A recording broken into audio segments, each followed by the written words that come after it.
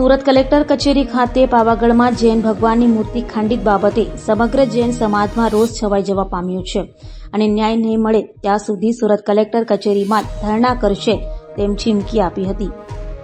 પંચમહાલના પાવાગઢમાં આવેલ પૌરાણિક જૈન નિજ મંદિરમાં આવેલ ભગવાનની મૂર્તિ ખંડિત કરાયેલ હાલતમાં મળતા સમગ્ર રાજ્યના જૈન સમાજમાં ઘેરા પ્રત્યાઘાતો પડ્યા છે. તેના વિરોધમાં સુરત જૈન સમાજના સાધુ ભગવંતો સાથે સમગ્ર જૈન સમાજ એકઠા થઈ કલેક્ટર કચેરીએ પહોંચી આવેદનપત્ર આપ્યું હતું અને જે પણ જવાબદાર લોકો આ ઘટના સાથે છે તેની સામે કાર્યવાહી કરવાનું જણાવ્યું હતું.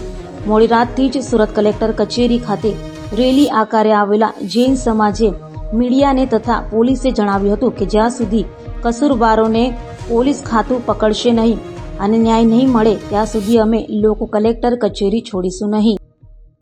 હું પ્રફુલ્લ રાઠોડ, એક જૈન સમાજનો સ્વયંસેવક, ગઈકાલ રાતથી આ જગ્યા ઉપર છું અને ગુજરાત ભારત નહીં પણ આખા વિશ્વના જૈનોની સંવેદના અને લાગણી દુભાય એવું અધમ કૃત્ય જે પાવાગઢની ધરતી પર થયું છે એનો જન આક્રોશ અત્યારે સુરતના કલેક્ટર ઓફિસની અંદર દેખાઈ રહ્યો છે. પાવાગઢની ધરતી ઉપર સેંકડો વર્ષ પ્રાચીન જૈન સમાજની અતિ પૂજનીય તીર્થંકર એવા પ્રાચીન પરમાત્માઓની મૂર્તિઓને તોડીને પથ્થરોને ટુકડા કરીને કચરા પેટીની અંદર ફેંકી દેવામાં આવ્યા. આ કૃત્યના લાગણીથી આખો જૈન સમાજ અત્યારે આઘાતથી ભરાયેલો છે. છેલ્લા 12 કલાક થયા આ ઘટનાને હજી સુધી સરકાર તરફથી કે અધિકારી તંત્ર તરફથી કોઈ પણ રિઝલ્ટ જૈન સમાજને પ્રાપ્ત થયું નથી. આવું પહેલી વખત બન્યું છે કે સુરતની કચેરીની અંદર કોઈક જૈન સંતે આખી રાત ઉજાગરો કરીને સરકારની સામે આવેદન મૂકવા છતાં પણ કોઈ પરિણામ ના મળ્યું હોય.